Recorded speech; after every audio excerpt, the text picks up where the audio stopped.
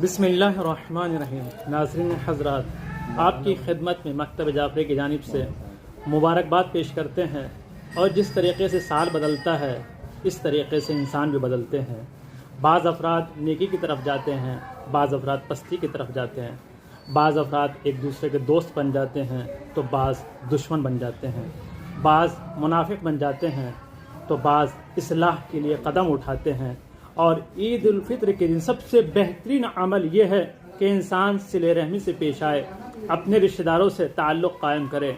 चूँकि इमाम सज्जाद अलैहिस्सलाम का इरशाद है, मलऊन है वो शख्स जो अपने रिश्तेदारों से ताल्लुक़ तोड़ता हो, रिश्तेदारी तोड़ता हो। आप एक कदम बढ़ाइए, वो भी एक कदम बढ़े। सबसे बेहतरीन यही अमल है रोज़े ईद उल फित्र। और फिर दोबारा आपकी खिदमत में मुबारकबाद पेश करता हूँ।